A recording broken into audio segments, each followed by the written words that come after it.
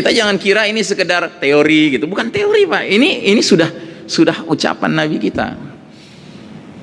Dan saya termasuk orang yang berhusnuzon kepada Allah bahwa kita sekarang berada di babak keempat ini Pak, bukan di tahap awal, bukan di tahap tengah, tapi di tahap menjelang akhir Pak. Kita mau berpindah ke babak kelima, yang berarti apa? Sebentar lagi kejayaan Islam harus kita songsong Pak. Kita harus menyongsong kejayaan Islam ini. Cuma yang perlu disadari adalah mustahil kita berpindah dari babak keempat penuh kezaliman ini menuju babak kelima penuh kejayaan dan keadilan kelak nanti itu dengan mentalitas seperti orang yang ingin jalan-jalan di taman bunga, nyanyi-nyanyi, main gitar. Mustahil. Mustahil dengan senang-senang kita bisa meraih kejayaan. Kita harus menempuh jalan yang ditempuh Nabi dan para sahabat dulu. Dan jalan itu penuh tetesan keringat, air mata, bahkan darah. Apakah keadaan yang kita alami sekarang di mana kita sulit menegakkan agama Allah dikarenakan memang ada upaya-upaya menindas ya, mengkriminalisasi, memarginalisasi dan lain sebagainya? Apakah ini, kondisi ini menandakan tanda-tanda kehancuran ya?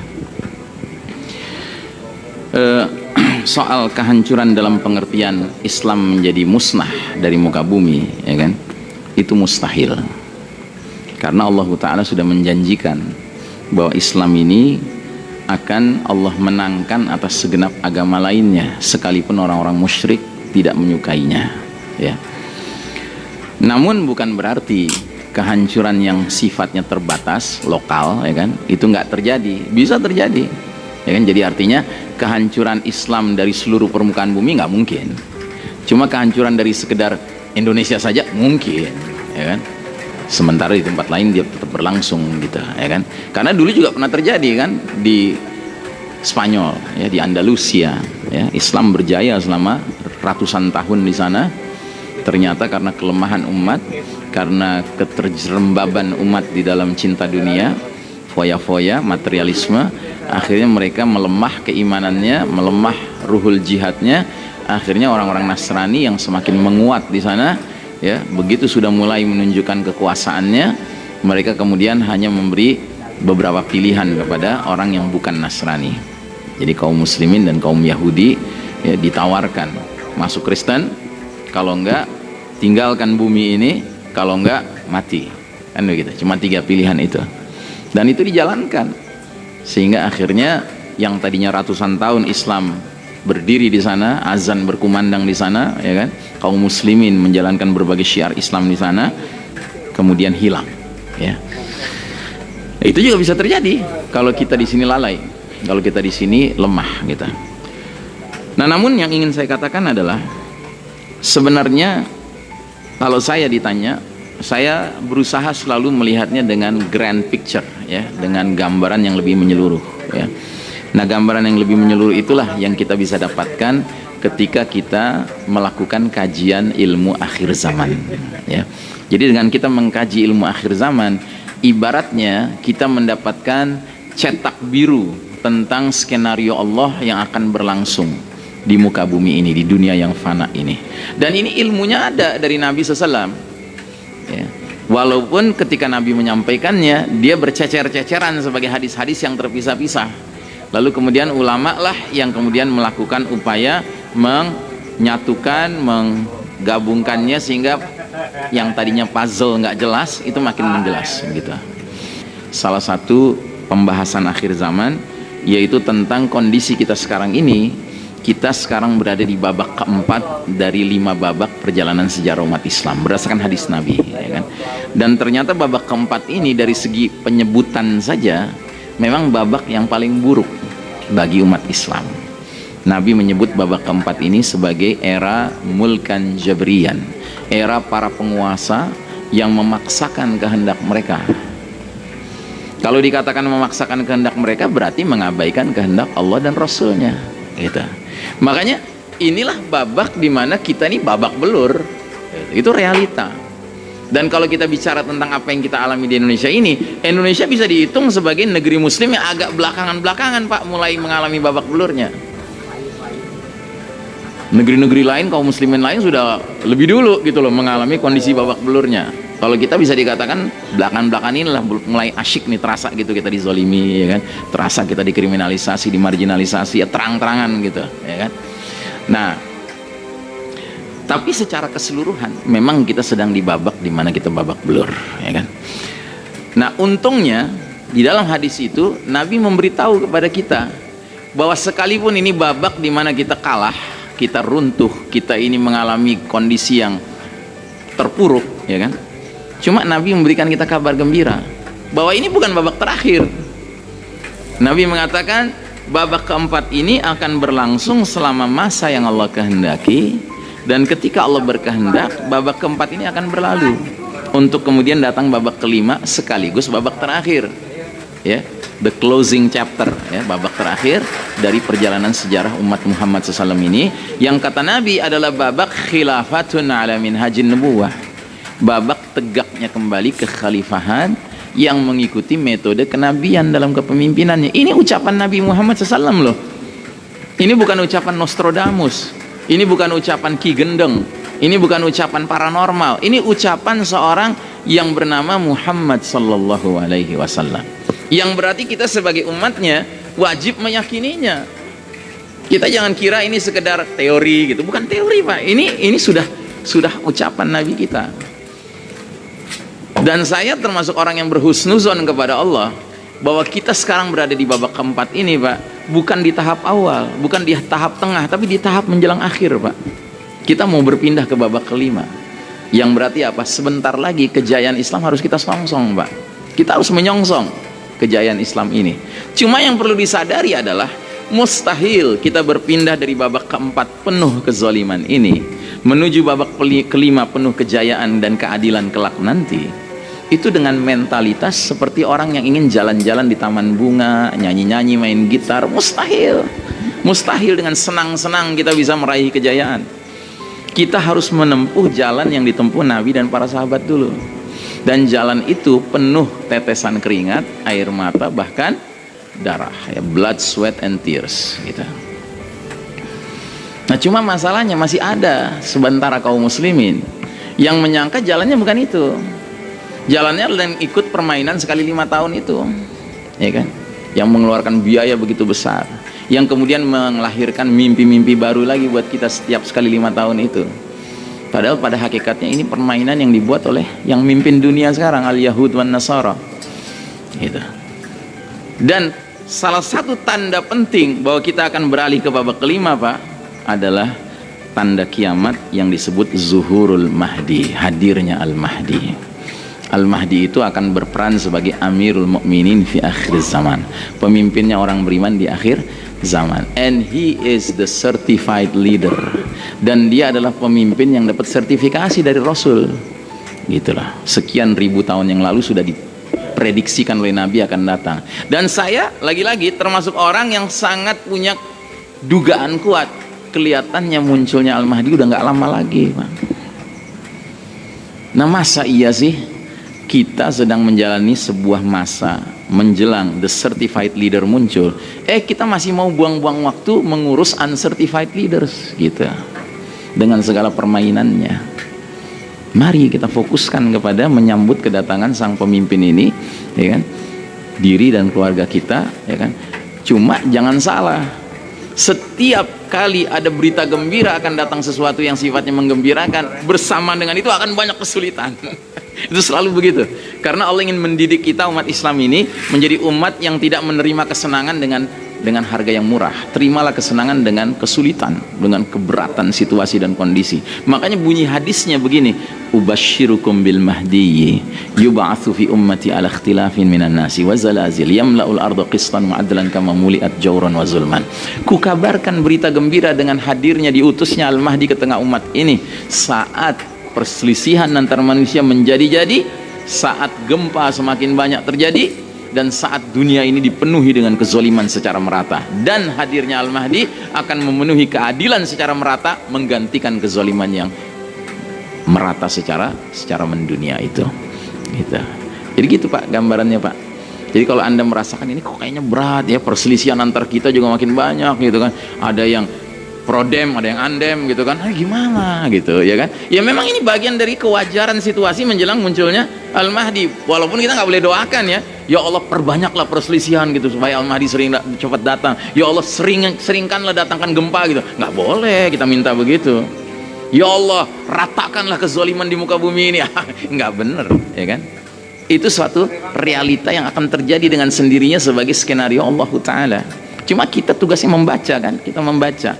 Nah dengan bacaan inilah kita berusaha untuk surfing above the waves ya. Kita bersilancar di atas ombak huru-hara akhir zaman ini. Gitu. Itu barangkali jawaban dari kami. Wallahu a'lam bishawab. Ada satu lagi Ustadz dari pendengar radio edisi FM. Mungkin terakhir. Apa pendapat Ustadz mengenai Islam Nusantara yang menyanyi sebelum sholat 5 waktu? Mungkin itu pertanyaan terakhir. Iya. Ya ini sebenarnya bahagian dari dahsyatnya Ghazul Fikri, perang pemikiran, perang ideologi yang dilansir oleh musuh-musuh Allah. Ya. Kalaulah kita mau jujur dengan diri kita sendiri, kita sudah tahu bahwa Islam ini sempurna. Islam yang dibawa Nabi Muhammad SAW itu sempurna ya. Sampai-sampai kita dianjurkan membaca wirid setiap pagi dan sore, raditu billahi rabba wa bil islami dina wa bi Muhammadin sallallahu alaihi wasallam nabiyya. Aku ridha ya Allah engkau sebagai Rabb, aku ridha ya Allah Islam sebagai din, jalan hidup, dan aku ridha ya Allah Nabi Muhammad SAW sebagai nabi ya. Jadi artinya apa? Artinya Islam ini terlalu besar tradisinya untuk kemudian seorang muslim merasa dirinya hebat dengan memunculkan gagasan sebuah Islam yang terlokalisir gitu loh. Aneh sekali. Islam ini terlalu besar tradisinya untuk kemudian orang bikin Islam Nusantara ya kan, atau mungkin kalau di Mesir bikin Islam Firaun gitu ya kan. Ya bisa aja gitu. Di Indonesia bikin Islam Nusantara, di Mesir ya kan orang-orang yang sangat Egypt minded ya kan, Mesir minded gitu kan, berpikir oh kita bikin Islam versi kita yuk, Islam Farao gitu. Supaya nggak ketahuan bahwa itu maksudnya Firaun gitu. Islam Farao ya karena apa? Tradisi kemesiran kan gitu. Ya kan? Aneh Pak, itu aneh. Jadi jangan lagi kita bicara hukumnya Pak. Ini sudah aneh gitu. Dan mana ada Nabi SAW menganjurkan baik secara lisan apalagi mencontohkan bahwa sebelum sholat itu nyanyi dulu. Nggak ada, apapun nyanyiannya gitu. Jangankan lagi khusus nyanyiannya terkait dengan kebangsaan tertentu gitu ya. Nyanyian pada umumnya saja nggak ada dicontohkan gitu loh. Dan nggak ada anjurannya dari Nabi. Yang ada adalah ketika kita menjelang menunggu qomat ya kita berdoa, memohon kepada Allah. Emangnya nyanyian itu doa? Bukan juga, isi nyanyiannya bukan doa gitu. Dan kalaupun doa ngapain pakai nyanyi gitu. Doa ya sendiri-sendiri. Jadi saya nggak mau terjebak untuk memberi hukum ya kan, apa hukumnya ya, cukup kita melihat dari kemurnian ajaran Islam ini yang ternyata sangat besar tradisinya, mau dipersempit dengan membentuk ya kan ide gagasan Islam yang terlokalisir. Mau terlokalisirnya Nusantara kah, terlokalisirnya Malaysia kah, terlokalisirnya Mesir kah, Turki kah, tapi yang pasti itu bukan Islam yang dibawa Nabi Muhammad SAW gitu. Sebab kalau ada Islam Nusantara, yang jadi pertanyaan nanti nabinya siapa gitu. Iya toh, mungkin pertanyaan yang lebih serius lagi adalah Tuhannya siapa gitu. Itu pertanyaan lebih serius lagi, tapi ya kita jangan masuk ke situ. Cukup kita tanya nabinya siapa gitu ya kan. Karena kalau dia meyakini itulah Islam yang benar, lalu bagaimana dia bisa bersaudara dengan saudara muslimnya yang datang dari Mesir misalnya gitu kan. Nggak akan dong dia bisa bersaudara, nggak mungkin dong. Karena apa? Yang saudara yang Mesir itu Islam Nusantara bukan? Nggak mungkin dia mau menerima Islam Nusantara.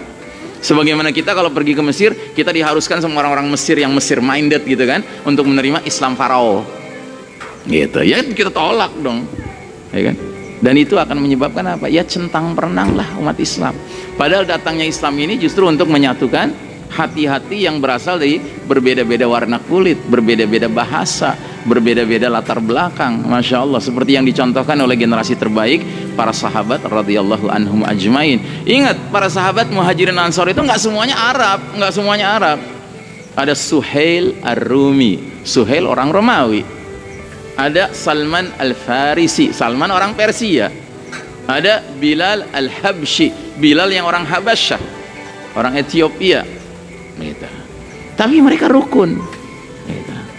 Dan nggak ada Nabi bilang ya kan bahwa Nabi itu mendakwahkan Islam Quraisy. Bukan Islam Quraisy, Islam udah gitu. Jadi nggak usahlah kita menghabiskan waktu dengan melayani gagasan-gagasan yang pada dasarnya nggak cocok, udah nggak kompatibel dengan dasar ajaran Islam itu sendiri. Islam ini rahmatan lil alamin, rahmat untuk segenap alam semesta, bukan rahmat bagi Nusantara doang, enggak, dia rahmat bagi segenap alam semesta. Kok kemudian dikecilkan maknanya menjadi Islam yang sekedar se-Indonesia, se-Nusantara ya. Ini tampak-tampaknya ada efek dari Ghazul Fikri yang masuk kepada penggagas-penggagas Islam Nusantara itu ya kan? Mudah-mudahan kita terlindungi dari efek Ghazul Fikri apapun bentuk dari efek itu ya. Wallahu a'lam bishawab.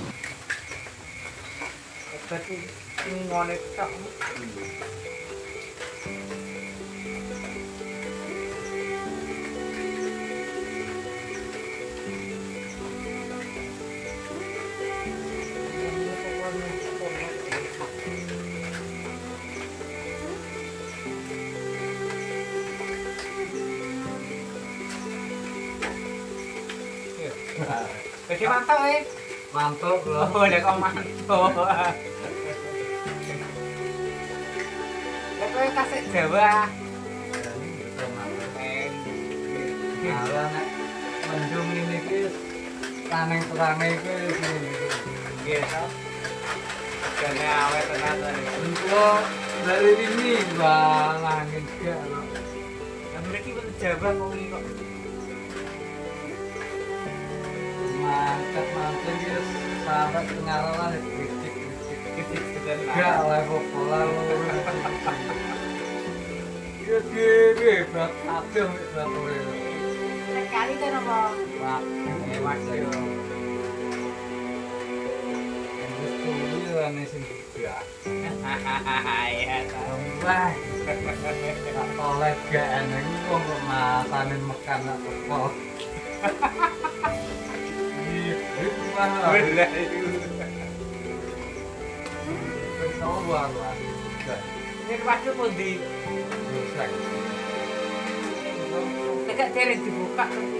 Ustaz, bagaimana hukum merayakan tahun baru Masehi menurut pandangan Islam? Memakai kalender Masehi, oh ini panjang ceritanya. Siap mendengar ceritanya? Tanggal 31 Desember malamnya akan ada malam pergantian tahun. Lalu anak-anak muda, anak-anak lajang bonceng sana, bonceng sini, pergi sana, pergi sini. Malam 31, malam 1 Januari, kalau kebetulan masjid-masjid ada buat zikir, datang. Kalau tidak ada, habis Isya makan antimu, tidur. Ini anak lajang, anak gadis keluar. Assalamualaikum Pak Haji. Waalaikumsalam. Ini kan malam tahun baru, saya keluar dengan anak bapak ya. Jangan. Ustaz Somad sudah ngasih tahu kemarin, katanya malam di rumah saya. Sebentar aja Pak, kami muter, habis itu pulang. Jangan, sekali jangan. Berarti kami belikan bapak mie ayam. Ah, boleh. Anak raja memakai katun bersulam mutiara. Saya tidak lagi berpantun karena sudah dibuat pembawa acara.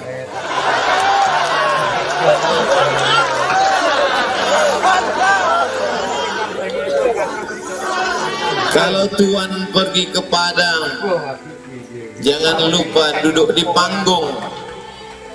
6 jam saya terbang, dikasih makan sayur jagung. Dari Banda Aceh 3 jam ke Cengkareng, Jakarta. Dari Jakarta 3 jam ke Gorontalo, disambut oleh Bapak Bupati Profesor Nelson, diberi sayur jagung. dalam hati saya sampai hati. Ternyata jagung Gorontalo luar biasa.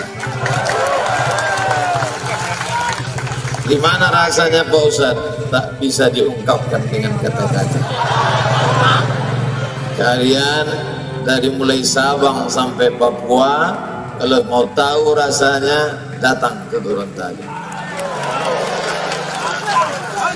Kualitas ekspor. Satu kata Pak Ustadz, amazing.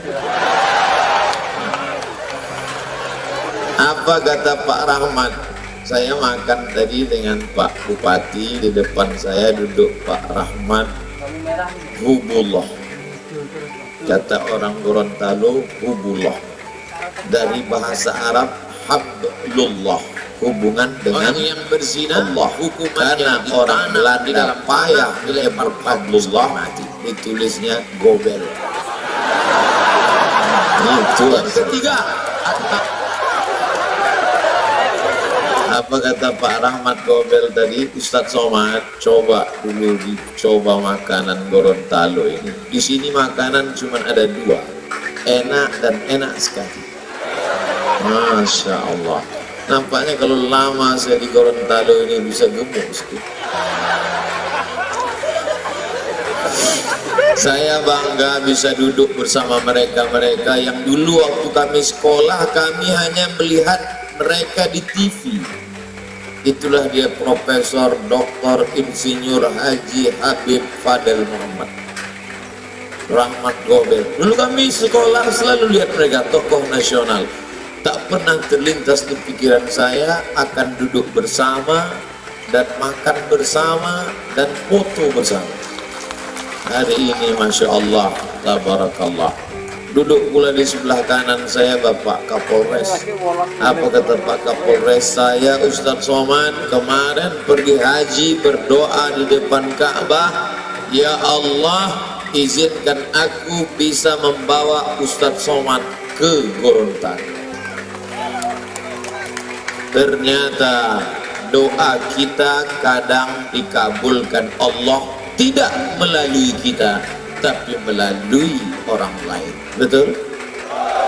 Makanya kalian anak-anak muda kalau tidak jadi nikah dengan dia, boleh jadi niat kita dilanjutkan oleh orang.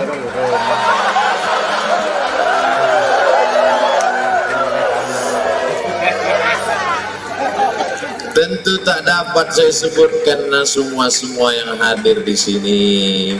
Ada pula Bapak Komandan Brimob kita, Ustadz Somad, kata panitia. Sebulan sebelum Ustadz mau datang, Bapak Komandan Brimob sudah datang memberitahu ke kami sambil bertanya, apa betul Ustadz Somad mau datang? Ya, kenapa? Takut hoax. Nah, ternyata malam ini bisa bertatap muka dan Masya Allah Bapak Fadel Muhammad memang ramai, tak nampak ujungnya di mana. Wah. Saya heran kenapa tenda ini dipasang, untuk apa? Dikatakan panas tidak, hujan juga tidak. Masya Allah, Tabarakallah. Jangan-jangan ini masyarakat ramai karena dikerahkan oleh Pak Bupati. Lihatlah, saya cuma mancing aja. Lihat ini orang Gorontalo, mereka tulus, tak ada dusta di antara mereka. Mudah-mudahan Allah menjadikan Gorontalo tetap menjadi negeri baldatun thayyibatun wa rabbun ghafur. Walau anna ahlal qura amanu, kalau penduduk Gorontalo beriman, wattaqau, takut kepada Allah, la fatahna alaihim barakat, kami bukakan untuk mereka barakat, berkah-berkah minas sama, dari langit, wal ard dari bumi. Lihatlah suburnya Gorontalo. Dulu ada orang berkata negeri kita ini untayan zamrud, katulistiwa, tongkat dan batu jadi tanaman. Hari ini memang betul-betul nampak, dari aspal pun tumbuh bunga-bunga tanaman-tanaman. Luar biasa.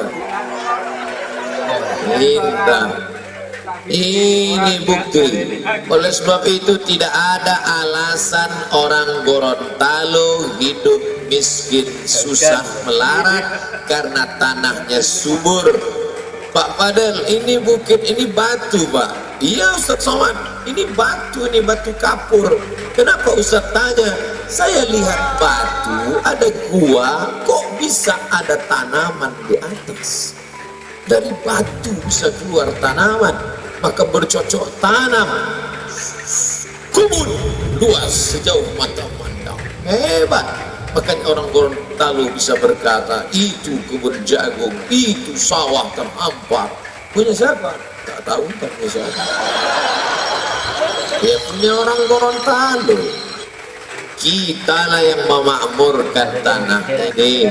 Tidak ada bibitnya, datang ke dinas pertanian. Pak, kami perlu bibit. Bibit apa? Bibit jagung. Sudah ada. Dan 2 kali Ustaz sebut jagung. Berkesan sekali Ustaz dengan jagung Gorontalo ini, Pak. Kualitas ekspor, rasanya rasa ketan. Masya Allah, tabarakallah. Oleh sebab itu maka tidak ada alasan orang, buktinya padi surplus beras, bukan orang Gorontalo membeli beras dari tempat lain, malah beras yang ada di sini justru menghidupi orang lain. Ustaz tahu dari mana? Makanya baca berita. Jangan buka internet cuman mau cari berita artis sudah cerai atau nikah, pacaran atau hamil. Apa kau ikuti itu berita-berita? Itu YouTube luar biasa mendidik. Adik-adik yang dari Fakultas Pertanian, yang hobi bertani, buka itu ilmu pengetahuan. Bagaimana caranya? Buka www.youtube.com. Tulis saja di search, tulis di situ. Bagaimana cara tanam padi panen setahun 5 kali. Enter. Gitu. Saya Pak Ustadz untuk bertani tidak mau. Terus saya maunya karamba ikan. Buat. Bagaimana cara saya bisa beternak ikan di Danau Limboto? Canggih. Ustadz tahu dari mana? Pak Fadel, ya, tolong bawa saya ke makam orang-orang soleh. Karena dengan berada di tengah orang soleh, baik hidup maupun sudah meninggal, itu hati kita menjadi tenang karena kebaikan mereka, kedekatan mereka kepada Allah Subhanahu wa Ta'ala.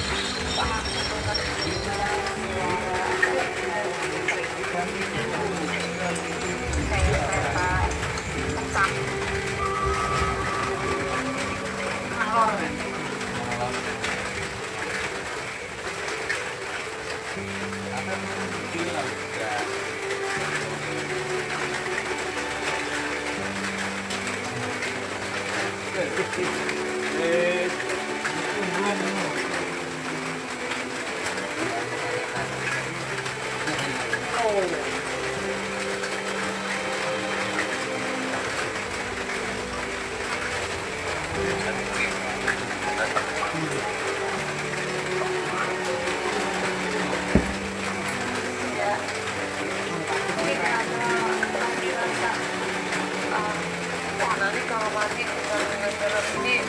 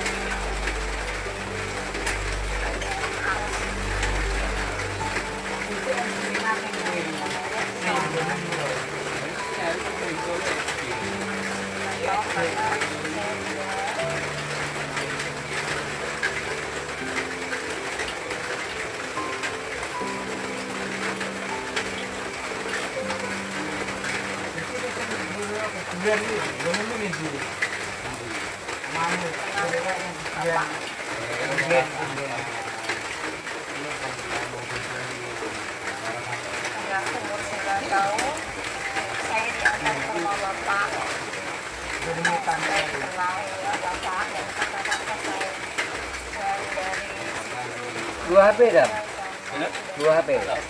Setelah dam, satuan TV, yang rakyat ayam.